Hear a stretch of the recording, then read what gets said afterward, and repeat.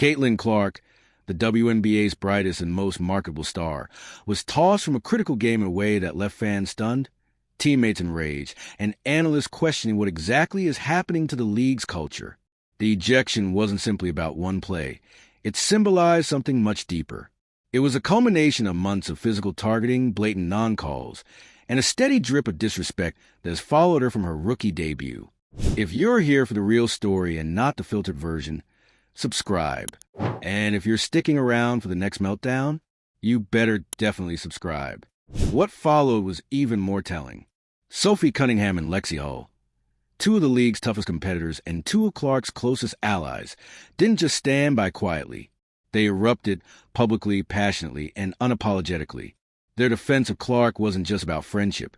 It was about calling out what they saw as a dangerous precedent, the WNBA's apparent unwillingness to protect its stars. And here's the thing, this incident didn't just light up social media. It ignited a larger, uncomfortable conversation about the WNBA's identity, its priorities, and its very future. The ejection that crossed a line.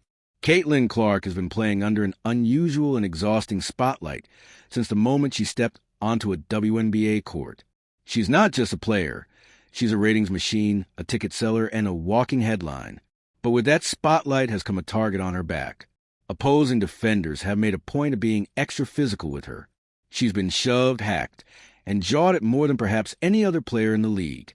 The numbers back it up. Clark has absorbed more than 17% of all flagrant or hard fouls committed league-wide. For one player, especially a rookie, that's unheard of. And yet, instead of increased protection from officials, Clark has found herself on the receiving end of whistles that seem to punish her for reacting to the abuse. That's what made this ejection so infuriating. In a high-stakes game where tensions were already high, Clark took another hard hit. She voiced her frustration, just as countless players do every night. But instead of a warning or a technical, she was gone, ejected, the league's biggest draw, pulled off the floor in the middle of a game millions were watching. Sophie and Lexie, enough is enough. The reaction from Sophie Cunningham and Lexie was immediate. Cameras caught them in animated conversations with officials, gesturing toward Clark, demanding answers. Post-game, they didn't hold back. Cunningham flat out said what many players have been whispering. The treatment of Clark is unacceptable and the league is failing to protect her. Hull echoed the sentiment, calling the situation embarrassing and bad for the game. This wasn't just about one player getting ejected. It was about the culture the league is creating. If a star like Caitlin Clark can be physically targeted, jawed at, and then penalized for defending herself, what message does that send? A larger pattern. Clark's ejection wasn't an isolated moment. It was a boiling over of a season-long trend. Time and again, she's been sent to the floor by hard fouls with little consequence for the offenders. Some of the league's veteran players have openly admitted to trying to humble her. Others have mocked her frustrations publicly. It's not hard to connect the dots. The WNBA has a problem with how it treats its most valuable players. And unlike the NBA, where stars are often given the benefit of the doubt and extra protection, the WNBA has shown a baffling willingness to let its marquee talent take repeated abuse. The business risk. Beyond the ethical questions, there's a cold business reality. Caitlin Clark isn't just another player. She's a financial engine of the league right now. Her games are sellouts. Her jersey sales are record-breaking. Networks that never cared about the WNBA before are clamoring to broadcast her matchups. When she's not on the floor, interest dips. When she's treated poorly, sponsors notice. And when she's ejected in the middle of a nationally televised game, it's not just bad optics, it's bad business. If the league can't or won't protect its stars, it risks alienating the very audiences fought so hard to attract. Fan and media outrage. The backlash was swift. Fans flooded social media, accusing the league of bias and mismanagement. Prominent sports analysts call the ejection a stain on the WNBA.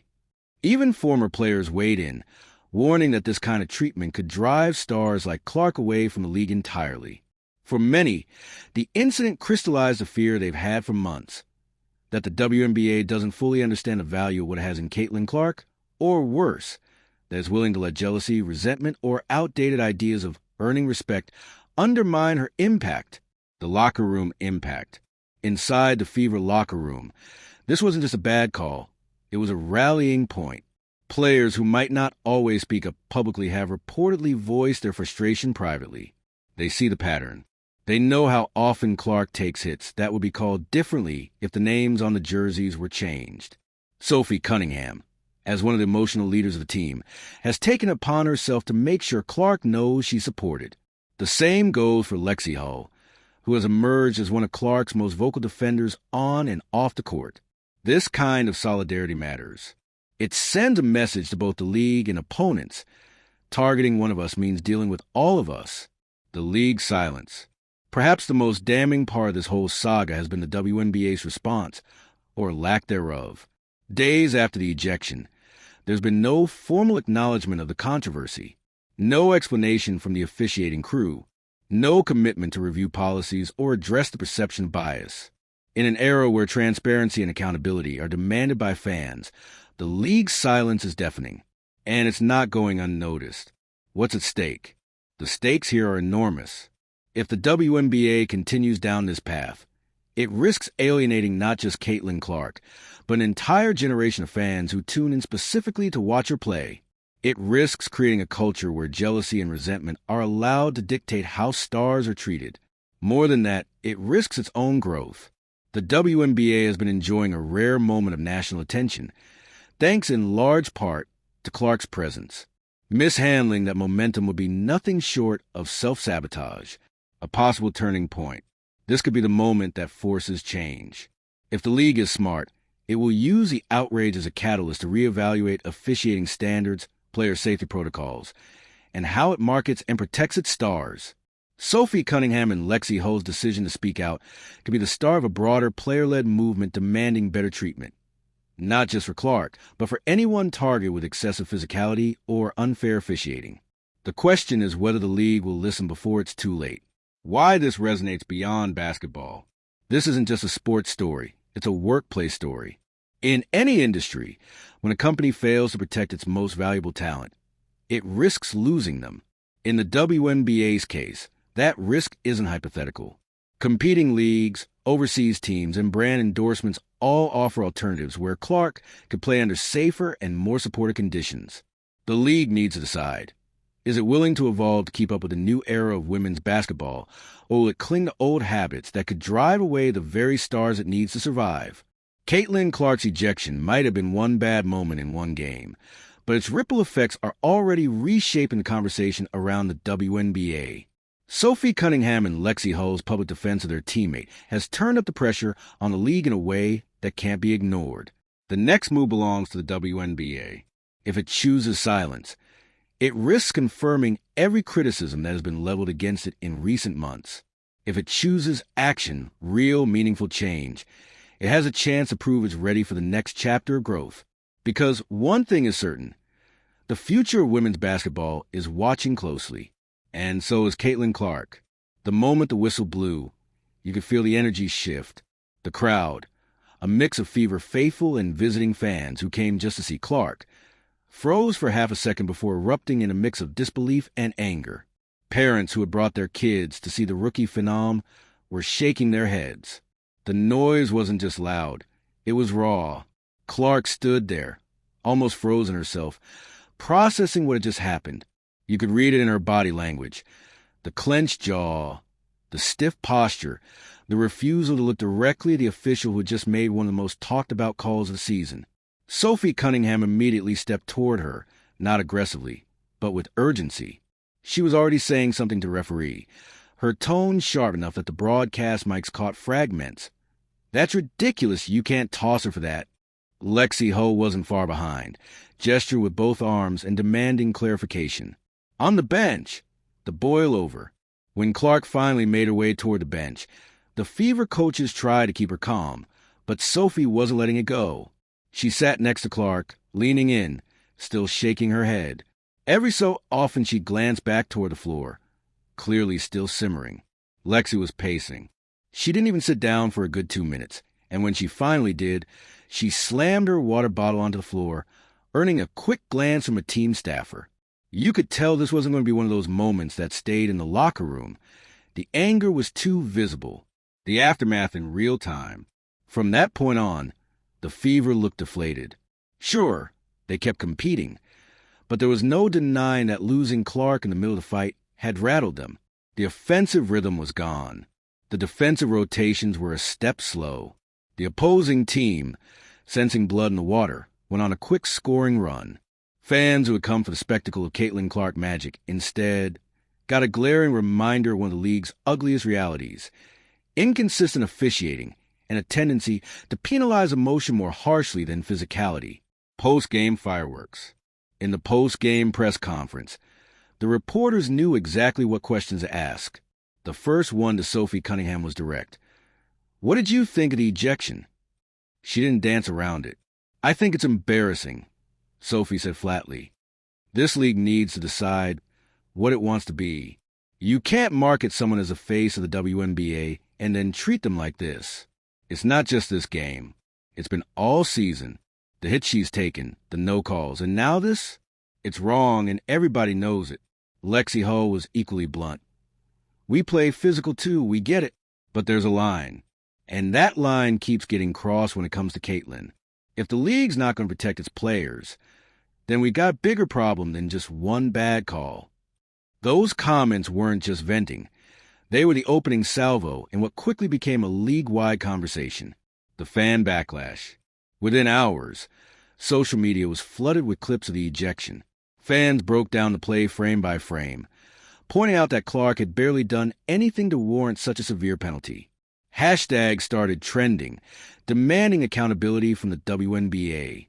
Some fans even tagged major sponsors, asking them how they felt about investing in a league that couldn't seem to protect its biggest draw.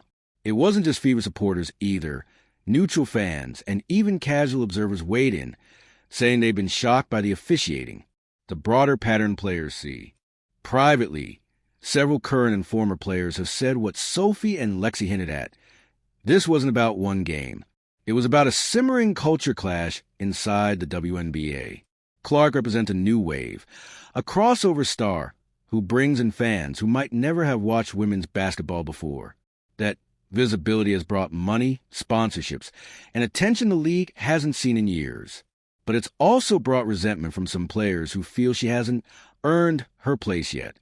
Combine that resentment with officiating crews who may subconsciously view her as a lightning rod for controversy, and you have a recipe for exactly what happened in this game. Why this hits the WNBA's bottom line. Here's the reality the league can't ignore. When Caitlin Clark plays, ratings spike. Ticket sales jump. Merchandise moves. And when she's not on the floor, those numbers dip. An ejection in a high-profile game doesn't just cost a Fever. It costs the league in real time. Fans who tuned in to see Clark saw her walk off midway through, and some likely changed the channel. Kids who came wearing her jersey left without seeing the player they idolized finish the game. That's not just disappointing. It's bad business. Sophie and Lexie as cultural anchors. Part of why Sophie Cunningham and Lexie Hull's defense of Clark hit so hard is because they're not just fringe role players speaking up. They're respected competitors who have carved out reputations for toughness and leadership. When Sophie says the league is failing Clark, it carries weight. When Lexie calls out the repeated targeting, it's not idle chatter. It's a signal to the rest of the players that enough is enough. Their willingness to speak out also forces the league's hand. Silence might have been an option if only fans were upset, but when multiple players are openly challenging the league's treatment of one of its stars, the conversation changes. The PR tightrope for the WNBA. Now the league faces a delicate balancing act. If they double down and defend the officials, they risk alienating fans and players who already feel the officiating is inconsistent. If they admit fault, they have to reckon with the bigger issue: why Clark has been a recipient of such disproportionate physical play all season without adequate protection. And there's another layer: sponsors. The WNBA has been riding a wave of new corporate partnerships, many of them directly tied to Clark's presence. Sponsors don't like controversy that makes them look complicit. If they start to see the league mishandling its star, they may rethink those deals. Possible outcomes. There are a few ways this could play out. The league quietly reviews and adjusts officiating directives, subtly making it clear that players like Clark need more protection without publicly admitting wrongdoing. Public statements from leadership, possibly from the commissioner, acknowledging the controversy and promising improvements in officiating consistency. Continued silence, which would be the riskiest move, essentially daring the backlash to fade on its own. Given the noise this incident has generated, silence seems like the least viable option, but the WNBA's track record on these matters suggests they might try it. For Caitlin Clark, this isn't just about one ejection. It's about whether she can trust the league to have her back as she continues to be the centerpiece of its marketing and revenue strategy. If she feels the league is indifferent to her safety and reputation, she has options. Overseas leagues would welcome her with open arms and far higher salaries. The upcoming unrivaled league could make a play for her. And let's not forget, brand deals follow the athlete, not the league. The WNBA should be doing everything in its power to ensure Clark wants to stay. Instead, moments like this plant seeds of doubt, a defining crossroads. The Caitlin Clark ejection may go down as one of the defining moments of the WNBA season, not because of the scoreboard, but because of what it exposed.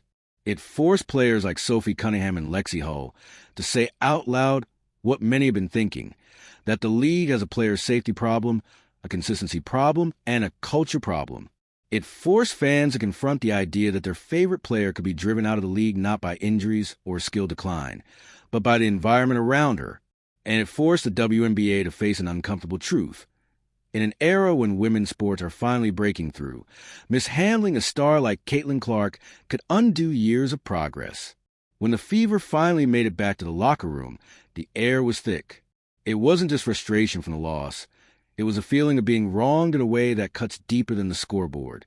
Caitlin sat at her locker, untying her shoes slowly, clearly holding back the urge to say something she might regret publicly. Sophie Cunningham stayed near her, occasionally leaning in to talk quietly. You could see Sophie's protective instinct kick in. She's been around the league long enough to know that young players, especially high-profile ones, can get chewed up by this kind of controversy. Lexie, still visibly fuming, tossed her jersey into her locker and muttered something about them trying to make an example out of you. Players know when an ejection is warranted and when it's manufactured. This felt manufactured. That knowledge is what made the room feel heavier than usual, what the cameras didn't show. After most of the team had left for the showers, Clark stayed behind with a couple of assistant coaches, reviewing the play on a tablet. She pointed out the sequence before the whistle, the shoves, the grabs, the extra contact, none of which had been called.